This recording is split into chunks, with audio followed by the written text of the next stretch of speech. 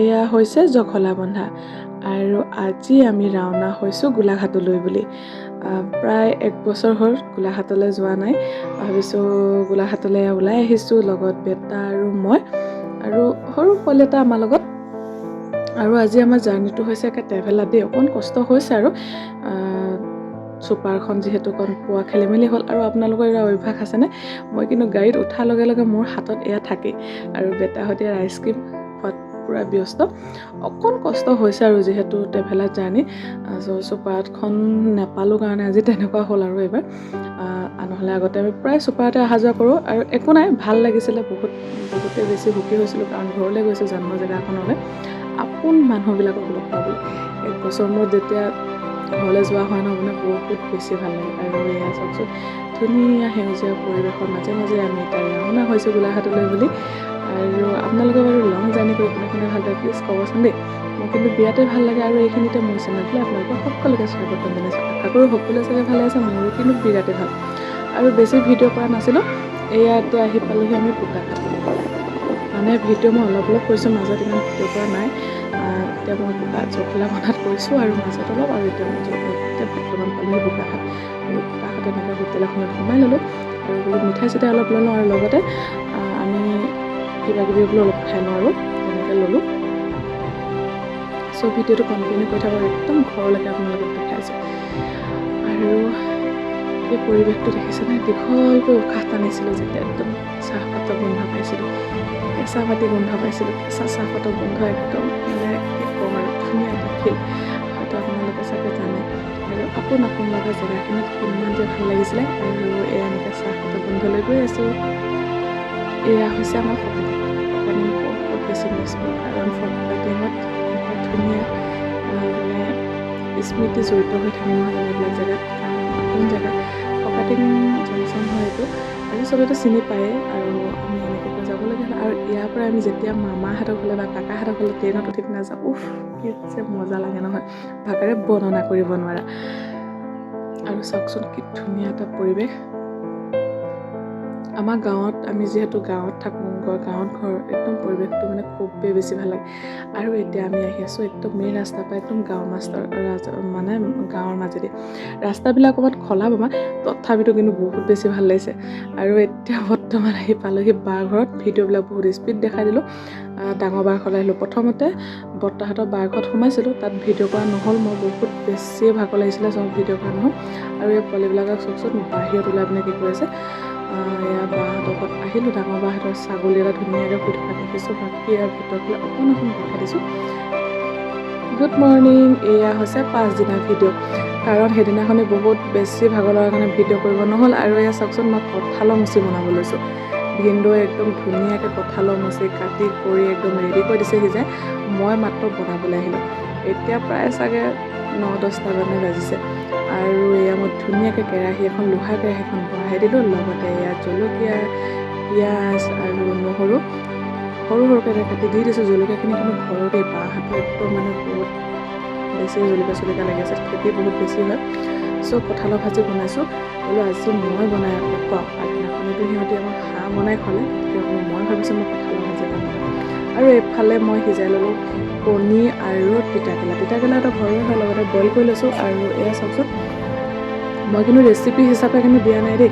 আপোনালোকে যদি কঁঠালৰ ৰেচিপি যদি এনেকৈ যদি বিচাৰে, তেনেহ'লে প্লিজ কমেণ্ট কৰি জনাব, মই কঁঠালৰ ৰেচিপি আপোনালোকৰ আগত দিম।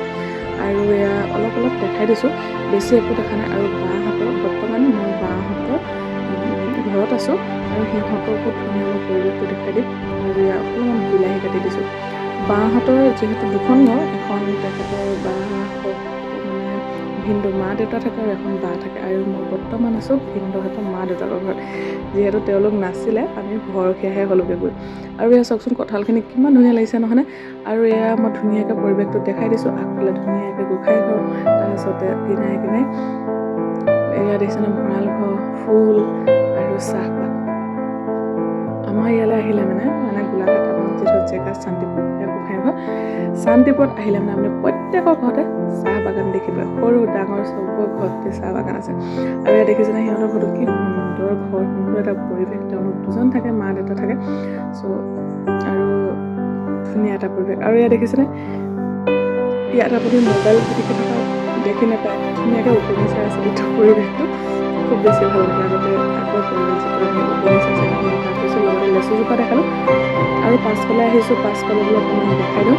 এইফালে বাহঁতৰ বাগান আছে আৰু আমাৰ ভিনদেউ পাৰ হৈ গৈছে। ভিনদেউ কিন্তু গম নাপায় মোবাইলটো মই ৰেকৰ্ডিং কৰিছোঁ বুলি গম নাপায়। চুইচ কৰিব লগা নক'ব আৰু মই কিয় দি দিওঁ বুলি। আবেলি সময়ত আহিলোঁ নিজৰ জন্ম ঘৰখনলৈ বাৰ লগত। এয়া প্ৰথমতে আছে আমাৰ বৰ্তা ঘৰ, ডাঙৰ বৰ্তা বাৰ লগত আহিলোঁ। আৰু এইটো আমাৰ গলিটো আচলতে গলি নহয় আৰু গাঁৱৰ যিহেতু নহয় জানো, সৰু সৰু ৰাস্তা এইবিলাকতে একদম খেলি কৈ কিমান মানে ভাল লাগিছিলে নহয় ডাঙৰ হ'লোঁ। আৰু এইটো আমাৰ ঘৰলৈ যোৱা একদম দীঘল পদূলিটো। আচলতে এইটো ঘৰ আগতে নাছিলে, মই যেতিয়া ইয়াত আছিলোঁ নতুনকৈ বনোৱা হৈছিলে। আৰু এতিয়া ঘৰটো তলা মৰা, কোনো নাই, মা নাই। বাহিৰে বাহিৰে বোলো ঘৰটো এখন এপাক চাই যাওঁ, বহুত বেছিয়ে বেয়া লাগিছিলে। নজনাকৈ দুচকুৰে দুটোপাল চকুলো বৈ আহিছিলে। বহুত মানে কি ক'ম, ভাষাৰে বৰ্ণনা কৰিব নোৱাৰি, বহুত বেছিয়ে দুখ লাগিছিলে। মা নাই, নিজৰ ঘৰখনত আগতে সদায় আহি পিনে থাকোঁহি, এতিয়া বাহিৰৰ পৰাই চাই যাবলগীয়া হৈছে এনেদৰে। আৰু মা নাই কাৰণে ঘৰখনৰ গোটেই অৱস্থাই নাইকিয়া হ'ল। আৰু মানে আগতে মা থাকোঁতে আমাৰ কাৰণে কিমান আশাৰে বাট চাই থাকে, আহিব ছোৱালীজনী ভাল, কিমান যে আদৰ সাদৰ নহয় জানো।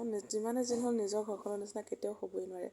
আৰু মই আহি দেখাইছিলোঁ আপোনালোকৰ এজোপা আমজোপা মোৰ খুবেই বেছি প্ৰিয় আছিলে।